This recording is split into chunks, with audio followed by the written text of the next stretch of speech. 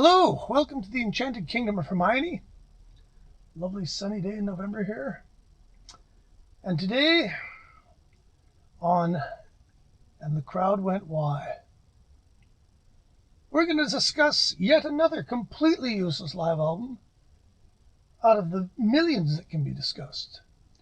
But I'm trying to stick to the ones that were truly innovative, not really in ways that we like, but whatever. Today we're going to discuss that amazing band, Chicago, originally called the Chicago Transit Authority, until the actual Chicago Transit Authority said, hey, wait a minute, that's what we are. Chicago went, oh, okay, I guess we better come up with a more creative name. What about Chicago? Now, having said this, Chicago started out as a pretty interesting band.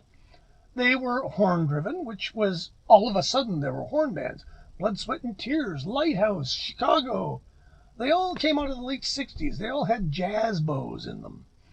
This is never a bad thing necessarily. So you had some rock and roll guys, you had some jazz guys, you had some, I don't know, kind of a nice mix. And it was the late 60s where everything was happening all at once.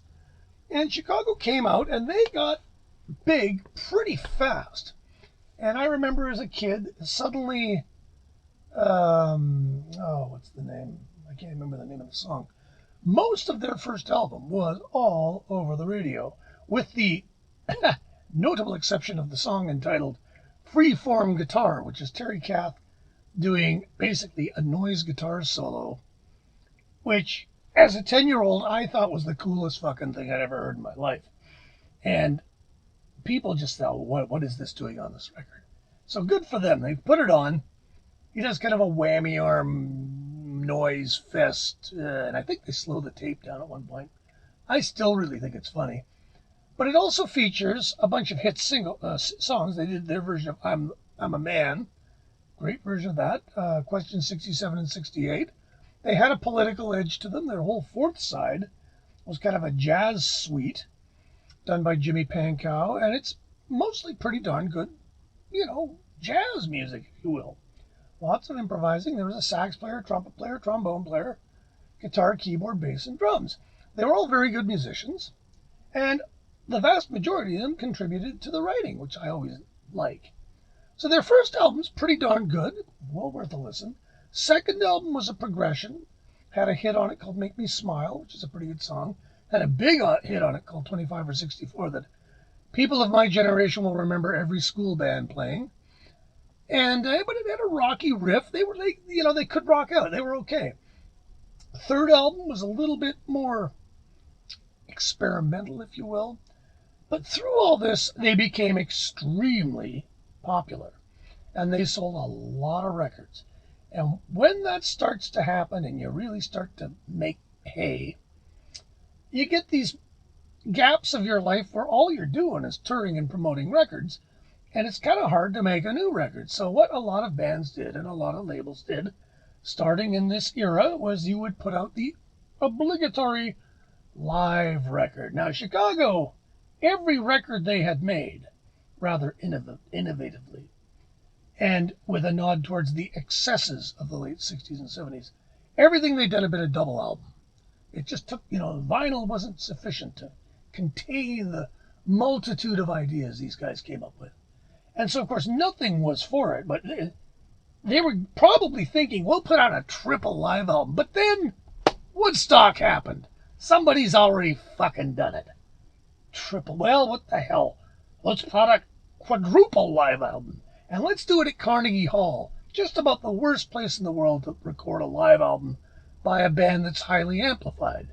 And that's what they did. And so to say that this record is unnecessary is something of an understatement. There's the cover. Out of all their covers, they were like a corporate logo band before such a thing even existed.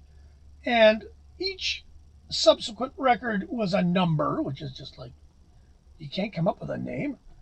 And this went on for some time. I think it was Chicago, 10. There was an album in the middle called Hot Streets. Everybody went, what the hell? And then they went back to numbers. And long story short, they got softer and softer and softer. And then they met the Pope of Victoria, BC, Mr. David Foster, and that was it. Unlistenable after that. But back to this album. It features exactly one new song. You know, at least the Mahavishnu Orchestra they put nothing but new stuff out. I give them props for that.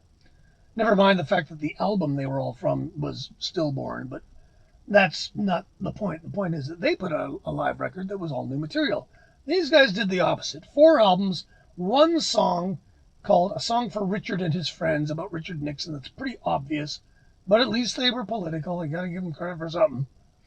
Not a very good song. Nobody cared about it. It didn't last in their set for a year.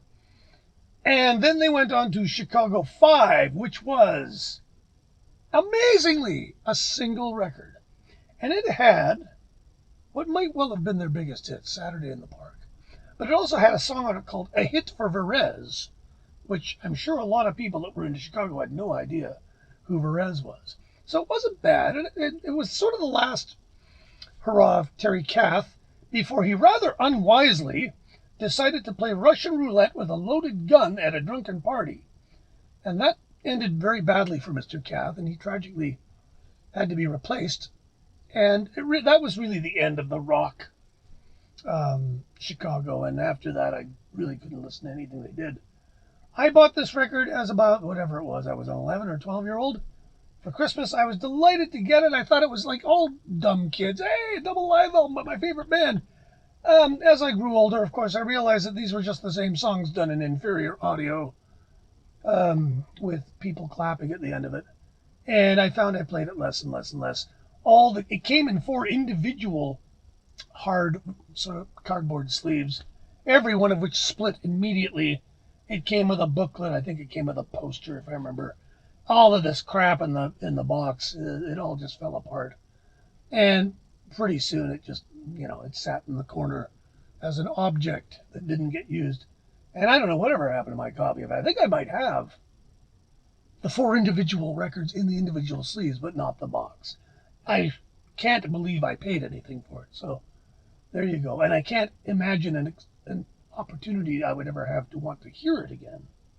But there it is. And the crowd went, why? Well, because the new album was late. They were busy touring and they needed product. And there you have it, product. It sold well, if I remember correctly. Like a lot of these crazy records, sold really well.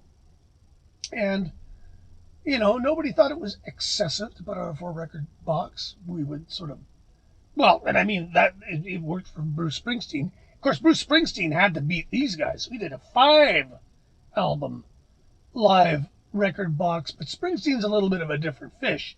And that record is, especially if you're a Springsteen nut, that record is actually worthwhile.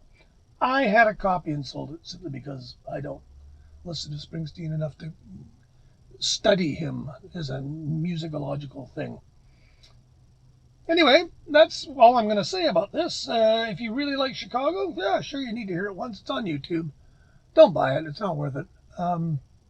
If you buy it, you're going to need a glue stick. So, yeah, that's about all I can say about this. I'd give it a C+. The extra song is not really worth it. Sounds no good. Performing is good. They're good musicians. Yeah. Anyway, don't forget to subscribe. Hit the notification button. Wear a mask. Try not to sneeze on anybody. And if you don't want to wear a mask, don't hassle people that do. They're doing it for you. Take care. We'll talk to you soon.